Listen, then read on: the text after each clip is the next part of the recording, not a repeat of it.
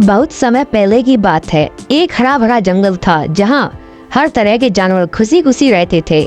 उस छोटे से जंगल में एक चालाक हिरन और एक बंदर रहता था। दोनों में गहरी दोस्ती थी।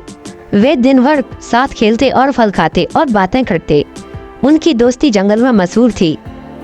एक दिन जंगल में एक भूखा और थका हुआ सियार भटकता हुआ आया, जो बहुत ही कमजोर और दुबला था।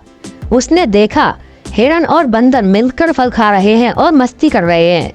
उसे भी भूख लगी थी, लेकिन उसके पास कुछ खाने के लिए नहीं था। सियार उनके पास गया और कहा, दोस्तों, मैं बहुत भूखा हूँ और थका हुआ हूँ।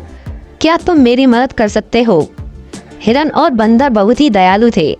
उन्होंने तुरंत फल तोड़े और सियार को खाने के लिए दे दिए। सियार खुशी खुशी फल खाने लगा और सोचने लगा कि अगर मैं इन दोनों के साथ रहूं तो मुझे अच्छा भोजन मिलेगा। कुछ दिनों तक सियार उनके साथ रहने लगा, लेकिन धीरे धीरे उसकी नीयत खराब होने लगी।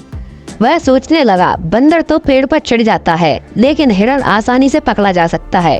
अगर मैं इसे धोखा देकर फंसा दूं तो मुझे अच्छा भोजन मिल सकता है। एक दिन सियार ने हिरन से कहा, मुझे जंगल में एक गुप्त खेत मिला है जहाँ बहुत सारे मीठे फल और रसीले फल हैं। अगर तुम चाहो तो मैं तुम्हें वहाँ ले जा सकता हूँ। हिरन बहुत खुश हुआ और बोला, वाकई यह तो बहुत अच्छा होगा, चलो तुम मुझे वहाँ ले चलो। सियार ने हिरन को एक किसान के खेत में ले गया। खेत में भरपूर अनाज और हरी भरी घास थी। हिरन वहाँ पहुंचकर खुशी खुशी खाने लगा, लेकिन उसे नहीं पता था कि सियार ने किसान को पहले ही खबर दे दी है कि एक हिरन उसके खेत में चोरी करने आ सकता है। जैसे ही हिरन घास खाने लगा, किसान वहां आ गया और फौरन उसने जाल बिछाकर हिरन को पकड़ लिया। हिरन फंस गया और बहुत ही डर गया।